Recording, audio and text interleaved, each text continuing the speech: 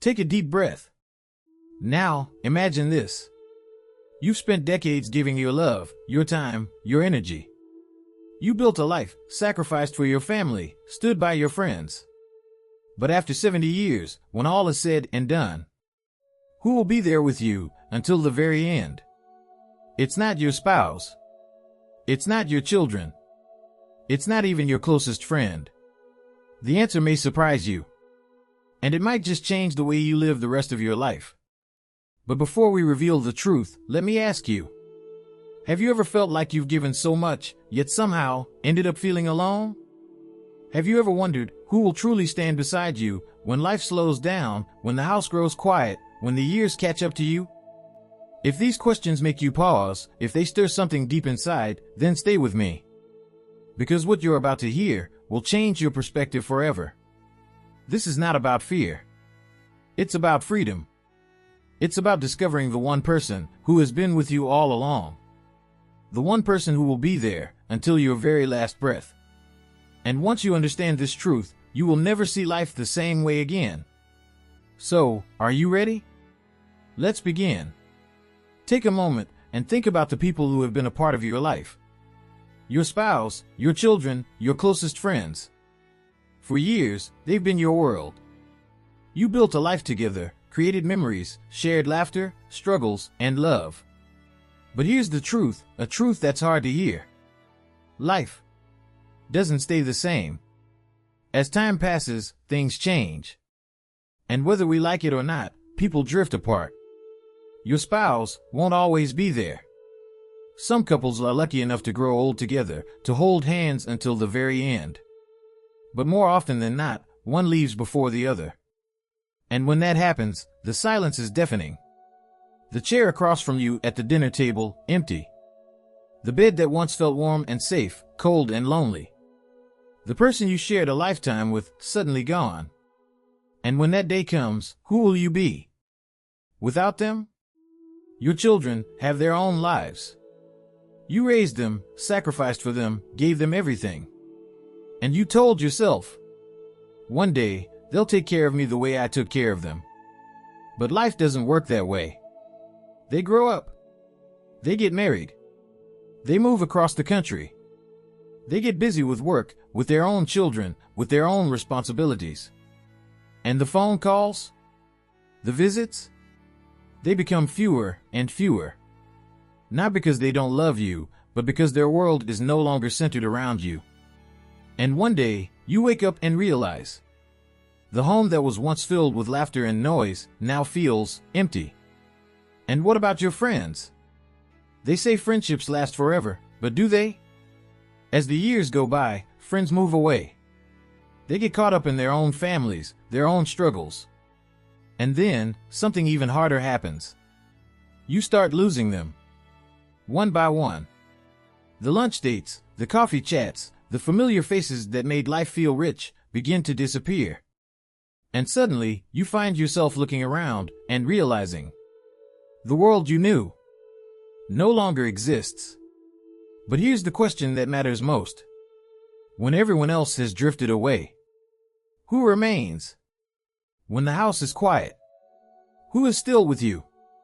When you face the mirror every morning, who is looking back at you?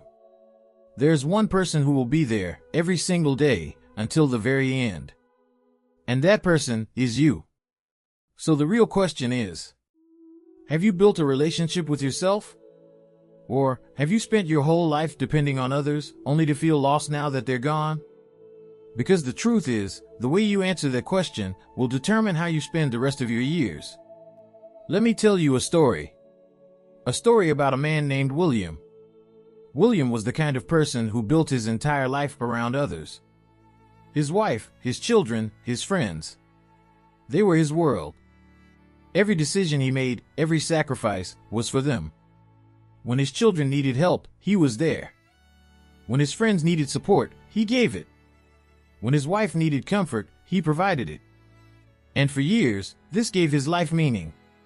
He was happy, or at least, he thought he was. But then, life happened. His children grew up, moved away, started their own families. His friends, one by one, either passed away or got too busy. And then came the hardest moment of all. The day his wife, the love of his life, was gone. That's when the loneliness hit. Not just any loneliness, but the kind that makes the walls feel like they're closing in. The kind that makes every silence feel deafening. The kind that makes you question, who am I without them? For the first time in his life, William realized he had spent decades being everything for everyone. But he had never learned to be anything for himself.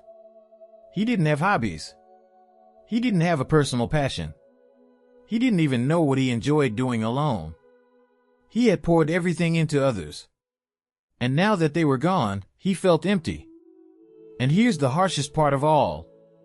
This loneliness, this emptiness, it wasn't their fault. It wasn't his wife's fault. It wasn't his children's fault. It wasn't his friend's fault. They loved him. They still do. But life moved forward, and he had spent too many years standing still. Now, let me ask you this.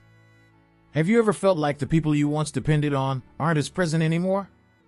Like the calls don't come as often, like the visits are shorter, like the world is slowly shifting away from you? If so, you're not alone. But what if I told you that's not a bad thing? What if I told you that this could be the most important moment of your life? A chance not to feel abandoned, but to finally rediscover yourself? Because the truth is, this isn't the end. It's a new beginning. And in the next part, I'll show you how. Why relying on your spouse is not enough.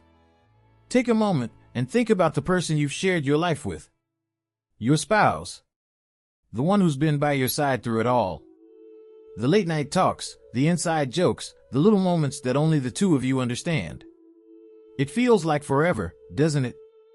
Like no matter what happens, you'll always have each other. But here's the truth that no one wants to face. Forever doesn't mean together. No matter how deep your love is, no matter how many years you've spent side by side, one of you will leave first, and the other will be left behind. It's a reality too painful to think about, but ignoring it won't make it go away. The illusion of forever together. I once met a woman named Eleanor.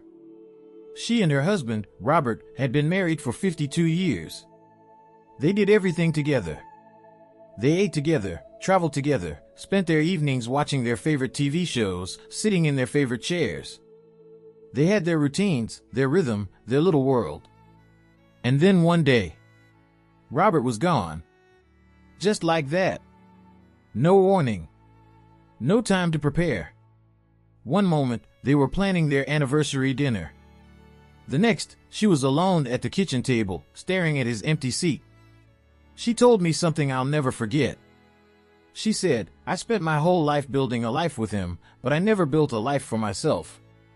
And that was the hardest part. Not just losing him, but losing herself in the process. She didn't know what to do. She didn't have hobbies. She didn't have a routine without him. She didn't even know who she was without being Robert's wife. And that's when she realized she had made a mistake. A mistake that so many of us make. She built her entire life around him instead of with him. Love your spouse, but don't lose yourself. If you're married, let me ask you this. If your spouse was gone tomorrow, what would your life look like? Would you still have things that bring you joy? Would you still have a purpose? Or would you feel completely lost? Because here's the truth. Loving your spouse should never mean losing yourself.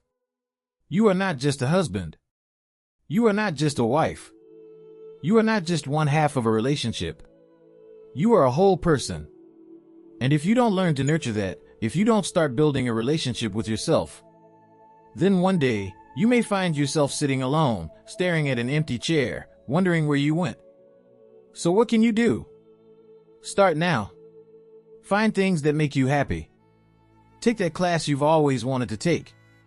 Go for walks alone. Read books that challenge your mind. Do things just for you. Not because your spouse enjoys it. Not because it's something you do together. But because you love it. Because one day, You might need those things more than you ever imagined. A new kind of love story. Eleanor learned this the hard way. But it wasn't too late. She started small, taking morning walks alone. She picked up painting, something she had put off for decades. She reconnected with old friends. And slowly, she found herself again. She told me, losing Robert was the hardest thing I've ever been through. But finding myself, that was the greatest gift he unknowingly gave me. And that is what I want for you. Love deeply. Cherish every moment. But never forget that at the end of the day, you are your own lifelong companion. And in the next part, I'll show you why that's something to embrace, not fear. A new perspective turns fear into freedom. Many people hear this truth and feel fear. Fear of being alone. Fear of losing the person they love most. Fear of an empty house and an empty life. But what if I told you? You don't have to be afraid, because this is not a punishment. It's an opportunity. An opportunity to build something for yourself before life forces you to. Instead of waiting for that day to come, instead of waking up one morning feeling lost. Start now. Not because you don't love your spouse. Not because you're planning for their absence. But because you deserve to have a life that is rich, fulfilling, and meaningful, with or without them. This isn't about preparing for loneliness. It's about creating a life so full that loneliness never has a chance to take over. Actionable advice: build your own foundation. So how do you do that? Here are 3 things you can start doing today. Keycap 1. Develop your own interests and hobbies. What is something you've always wanted to try? What activity makes you feel alive when you do it? What is something that belongs only to you, not as a couple, but as an individual? It could be painting, learning an instrument, gardening, writing, traveling, or even something as simple as enjoying a quiet cup of coffee in the morning with your thoughts. Find what makes you happy and start doing it. Keycap 2. Build your own routine. Many couples fall into the habit of doing everything together. But what happens if one person is gone? Would you still have a routine that gives your life structure? Make sure your daily life isn't dependent on another person. Have a morning routine that's just for you. Create habits that bring you joy. Make time for things that make you feel productive and fulfilled. Because a life with structure is a life with purpose. Keycap 3. Strengthen your own social circle. Many people realize too late that their friendships were built around their spouse. Don't let that happen to you. Make an effort to connect with others on your own. Join clubs, groups, or organizations that align with your interests. Reach out to old friends or build new ones. Having people in your life who support you as an individual, not just as part of a couple, will make all the difference. The best time to start? Now. Here's the truth. The strongest relationships are built between 2 whole people, not 2 halves completing each other. So don't wait until life forces you to find yourself. Start today. Not because you fear being alone, but because you deserve to know who you truly are. And in the next part, we'll talk about why relying on your children isn't the answer either. If your spouse were gone tomorrow, would you still feel whole? If that question makes you uncomfortable, then it's time to take action now about why your children cannot be your lifeline. The common misconception: my children will always be there for me. For years, you poured your heart into raising them. You sacrificed your time, your energy, your own dreams, so they could have a better life. And deep down, maybe you thought, one day, when I need them, they'll be there for me, just like I was for them. But then life happens. Their careers demand more of their time. Their children become their priority. They move to different cities, different states, maybe even different countries. And suddenly, you realize you're no longer the center of their world. Not because they don't love you. Not because they don't care. But because they're living the life you worked so hard to give them. The reality: your children have their own lives. Think back to when you were their age. Did you have time to visit your parents every day? Did you drop everything just because they needed you? Did you spend hours on the phone with them, even when life was pulling you in different directions? Probably not. Not because you didn't love them, but because life moves forward. And that's exactly what's happening to your children now. They have responsibilities. They have stress. They are juggling work, their own family, and trying to keep up with everything life throws at them. It's not that they don't want to be there for you. It's that they can't always be there for you. And if you don't understand this now, you might end up feeling resentful. A new way to think about it. Instead of waiting for their calls, instead of feeling hurt when they cancel plans. What if you shifted your perspective? What if, instead of expecting them to fill your life, you started filling it yourself? Because here's the truth. Your happiness should never be dependent on someone else. Even your own children. Actionable advice: how to create a life beyond your children. So what can you do? Here are 3 powerful shifts you can make today. Keycap 1: find your own community. Your children might not always be available, but that doesn't mean you have to be alone. Join a local club or senior group. Take a class that interests you: painting, cooking, or even dancing. Connect with people who share your passions. There are thousands of people out there looking for connection, and you can be one of them. Keycap 2: focus on activities that bring you joy. When was the last time you did something purely because it made you happy? Go for walks and enjoy nature. Travel, even if it's just to a nearby town. Start a new hobby or revisit an old passion. The goal? To create a life so full that when your children do call, it's just a beautiful addition to an already meaningful day. Not your entire reason for happiness. Keycap 3: build a relationship based on love, not obligation. When children feel like they have to visit, it becomes a chore. But when they see you thriving, enjoying life, and embracing your independence, they'll want to be around you. Because instead of feeling like they need to take care of you, they'll just get to enjoy you. And that makes all the difference. The best gift you can give your children? Your own happiness. The greatest act of love is setting them free from guilt and expectation. Let them live their lives. And you? Live yours. Because when you stop depending on them for happiness, you'll discover something truly incredible. You are always capable of creating it yourself. Reality check: your children love you, but they have their own lives. Let's take a deep breath. This might be hard to hear, but it's something you need to understand. My children will always be there for me. It's a comforting thought, isn't it? After all, you raised them. You sacrificed for them. You were there for every scraped knee, every heartbreak, every success. And now, as the years pass, you assume they'll be there for you, too. But here's the truth. They do love you. They always will. But their lives are no longer centered around you. And that's not a betrayal. That's life. Life doesn't pause, not for you, not for them. Think about your younger years. You were building a career. You were raising a family. You were busy. Did you always have time to sit with your parents for hours? Did you visit as often as they wished? Did you drop everything whenever they called? Probably not. Not because you didn't love them, but because life was happening. And that's exactly what your children are experiencing now. They're juggling work, kids, relationships, bills, and their own struggles.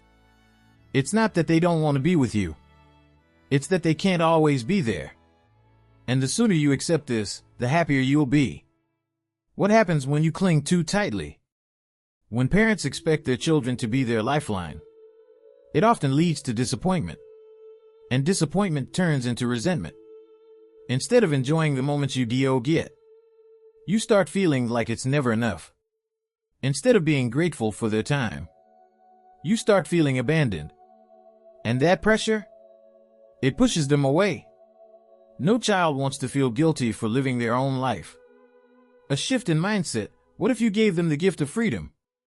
Imagine if, instead of expecting them to be your source of joy, you chose to create joy for yourself. You stop waiting for their calls and start making new connections. You stop counting the days between visits and start filling your time with purpose. You stop resenting their busy lives and start embracing your own. Because here's the truth. When you stop depending on them, when you show them that you are living a full, happy, independent life, they'll want to be around you even more. The best way to stay close to your children? Live a life that inspires them. Be the parent who still has stories to tell. Be the parent who is excited about life, even in later years. Be the parent who teaches them that aging doesn't mean fading, it means evolving. When you do this, your children won't feel obligated to spend time with you. They'll choose to. And that is the foundation of a truly beautiful relationship. Your children will always love you. But your life belongs to you. The sooner you embrace that, the happier, freer, and more fulfilled you'll be. So don't wait for their calls. Don't wait for their time. Instead, build a life that makes you proud. A parent who gave everything to their kids, only to realize in old age that their children's lives had moved on. Take a moment and picture this. There was a woman named Eleanor. She spent her entire life devoted to her children. She cooked their meals, helped with schoolwork, sacrificed her own dreams, all to give them a better life. And in her heart, she believed one thing: when she was older, they would be there for her, just as she had been there for them. But life doesn't always work that way. Her eldest son? He got a demanding job in another state. Her daughter? Raising her own family, balancing work, marriage, and motherhood. At first, Eleanor told herself, "They're just busy. They'll call soon." But days turned into weeks. Weeks into months. The phone barely rang. The house, once filled with laughter, was now filled with silence. One day, she finally asked her son, "Why don't you visit more?" His answer? "Mom, I love you, but I have my own family now. You raised me to be independent, and that's exactly what I'm doing." It hit her like a wave. She had spent years giving, nurturing, sacrificing, but never once had she stopped to ask, "What about me?" And that was the moment she realized something powerful. Her children still loved her, but they had their own lives now. And if she wanted to feel fulfilled in this chapter of life, she had to start focusing on herself. Now, let me ask you this. Have you ever felt like the people you devoted your life to are slowly drifting away? If so, you're not alone. But here's the real question. What if this isn't a loss? What if it's an opportunity to finally put yourself first? Engaging viewer reflection. Take a moment and think back to your younger years. Did you always have time for your parents? Between work, raising your own family, handling life's endless responsibilities, did you visit as much as they hoped? Did you call them as often as they needed? Probably not. Not because you didn't love them, but because life kept moving forward. So why do we expect our children to be any different? They love us, but they are building their own lives, just as we once did. And that's okay. Because this isn't about being forgotten. It's about realizing a deeper truth. Your happiness should never depend on someone else's presence. Now ask yourself, are you living a life that brings you joy, even when your children are not around? It's time to build a life that is full, no matter who is beside you. Start by expanding your support system. Find friendships that bring you laughter and companionship. Join a local club, take a class, meet people who share your interests. Because the strongest bonds aren't always built through family ties. Find fulfillment in your passions. What brings you joy? Painting? Gardening? Traveling? Don't wait for someone else to give you purpose. Create it for yourself. Because at the end of the day, the person responsible for your happiness is you. The hard truth, even the closest friends may not always be there.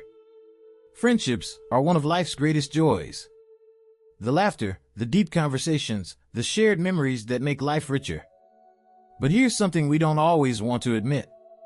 Friendships are not permanent. People move away. Priorities shift.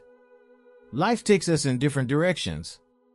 And sometimes, the hardest part of growing older is realizing that the circle of people you once leaned on gets smaller. It's not because they don't care. It's because life is always changing. And then, there's the reality we rarely speak about. Loss. As the years pass, we start to say goodbye to more and more people we love. Friends we once imagined growing old with are suddenly gone. And the silence they leave behind can be overwhelming. But here's the truth you need to hear. If you don't learn to enjoy your own company, if you don't build a strong relationship with yourself, then loneliness will feel unbearable. Because no one, not even the best of friends, can be with you every second of every day. So the real question is, are you comfortable being alone with yourself? New perspective, original content friendships are beautiful. But you are your own constant. This isn't meant to discourage you. It's meant to empower you. Because once you accept that friendships, like all things, are temporary, you begin to see the most important relationship of all. The one you have with yourself. When the gatherings end, when the phone stops ringing, when the visitors go home, you are left with you. And that doesn't have to be a sad thing. It can be a liberating thing. Because when you learn to love your own company, you will never feel truly alone. Actionable advice: how to strengthen your relationship with yourself. Start small. Take yourself out to lunch, and instead of reaching for your phone, just be present. Go for a walk, and notice the world around you, the way the sunlight filters through the trees, the crisp air against your skin. Pick up a hobby that is just for you. Write, paint, learn a new skill, not because someone else is watching, but because it brings you joy. And most importantly, speak to yourself with kindness. If a friend was struggling, you wouldn't criticize them, you'd encourage them. So why do we so often fail to do the same for ourselves? It's time to become your own greatest friend. Because at the end of the day, the person who will always be there for you is you, the one you have with yourself. When the gatherings end, when the phone stops ringing, when the visitors go home, you are left with you. And that doesn't have to be a sad thing. It can be a liberating thing. Because when you learn to love your own company, you will never feel truly alone. Actionable advice: how to strengthen your relationship with yourself. Start small. Take yourself out to lunch, and instead of reaching for your phone, just be present. Go for a walk, and notice the world around you, the way the sunlight filters through the trees, the crisp air against your skin. Pick up a hobby that is just for you. Write, paint, learn a new skill, not because someone else is watching, but because it brings you joy. And most importantly, speak to yourself with kindness. If a friend was struggling, you wouldn't criticize them, you'd encourage them. So why do we so often fail to do the same for ourselves? It's time to become your own greatest friend. Because at the end of the day, the person who will always be there for you is you, the one you have with yourself. When the gatherings end, when the phone stops ringing, when the visitors go home, you are left with you. And that doesn't have to be a sad thing. It can be a liberating thing. Because when you learn to love your own company, you will never feel truly alone. Actionable advice: how to strengthen your relationship with yourself. Start small. Take yourself out to lunch, and instead of reaching for your phone, just be present. Go for a walk, and notice the world around you, the way the sunlight filters through the trees, the crisp air against your skin. Pick up a hobby that is just for you. Write, paint, learn a new skill, not because someone else is watching, but because it brings you joy. And most importantly, speak to yourself with kindness. If a friend was struggling, you wouldn't criticize them, you'd encourage them. So why do we so often fail to do the same for ourselves? It's time to become your own greatest friend. Because at the end of the day, the person who will always be there for you is you, the man who built his life around friends. And what happened when they were gone? Let me tell you about Robert. Robert was the life of the party. For decades, he had a wide circle of friends, weekend get-togethers, dinners, vacations. His calendar was always full. He never felt alone, because there was always someone to call, someone to visit, someone to share a laugh with. He believed friendships were forever. But life had other plans. One by one, things changed. Some friends moved away, chasing new dreams in different cities. Others became busy, caught up in their families, their careers, their own struggles. And then, there were those he lost forever. As the years passed, Robert's phone rang less and less. The invitations stopped. The familiar faces faded. And for the first time in his life, Robert felt truly alone. At first, he didn't know what to do. Without his friends, he felt lost, like a man stranded on an island with no way back to shore. He had built his entire life around others. But he had never built a life with himself. And that realization hit him harder than he ever expected. Does Robert's story sound familiar? Have you ever felt like the people you once depended on aren't as present anymore? If so, you're not alone. But here's the thing. That's not a bad thing. Because this isn't where Robert's story ends. The turning point, learning to find happiness within. One day, Robert made a choice. He was done waiting for people to come back. He was done depending on others for happiness.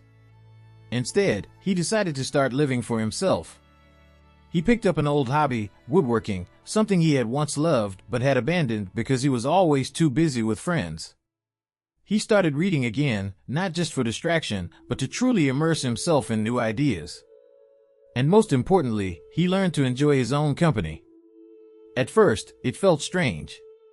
Sitting in a quiet room, walking alone, eating dinner without conversation. But over time, something amazing happened. Robert started to feel at peace. He realized that he didn't need a crowded room to feel fulfilled. He didn't need constant plans to feel valued. He could create joy on his own. And when he finally embraced that, the loneliness faded. What can we learn from Robert's story? It's natural to want connection. We all crave friendship, laughter, and belonging. But if your happiness depends on others, what happens when they're gone? Robert's biggest mistake wasn't loving his friends, it was forgetting to build a life that didn't rely on them. So ask yourself, if all the people in your life suddenly disappeared tomorrow, would you still feel fulfilled? If the answer is no, then now is the time to start investing in the one person who will be with you forever. You. Solution: develop a deep, fulfilling relationship with yourself. Here's a truth that might change the way you see your life.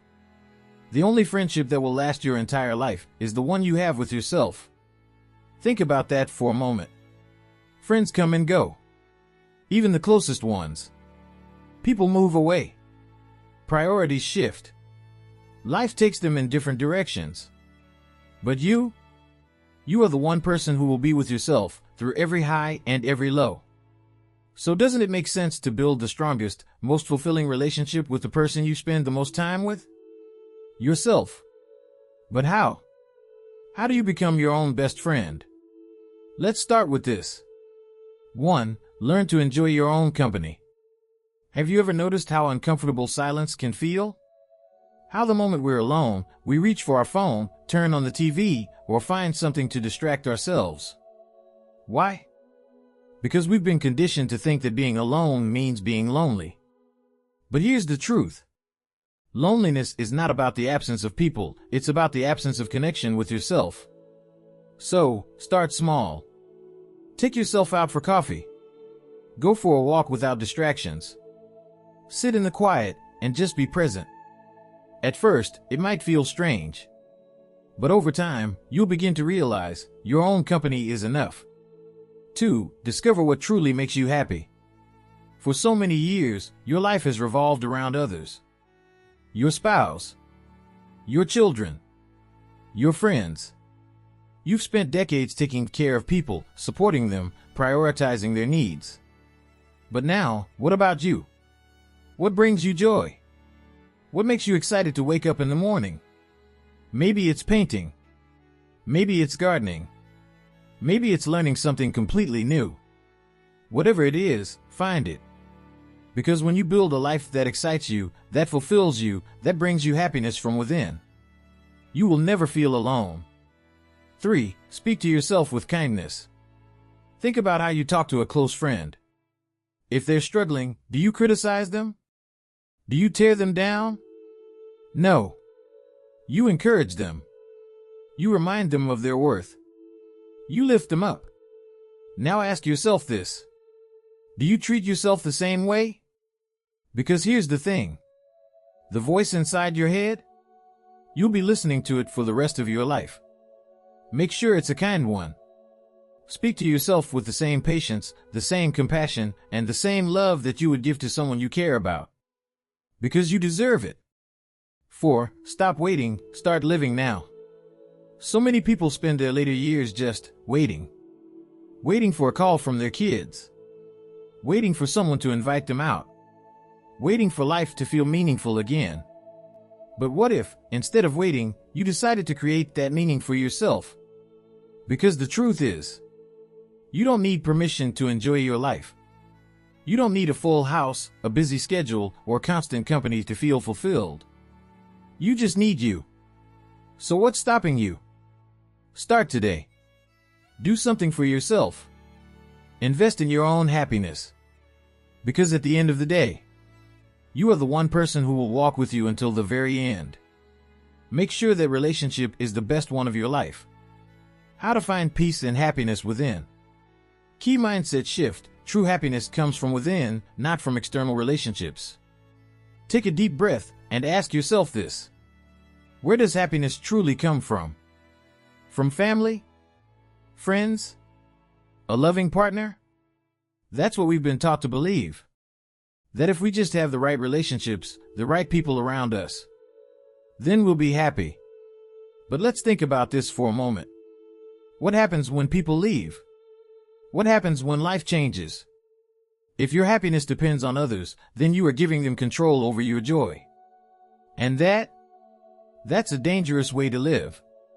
Because the only person who will always be with you is you. So why not build happiness that is unshakable?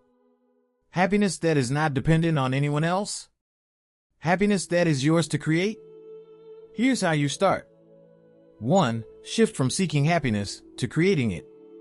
Most people go through life searching for people who will make them feel loved, searching for experiences that will bring them joy, searching for something, anything, that will fill the emptiness inside. But the truth is, happiness isn't something you find. It's something you build.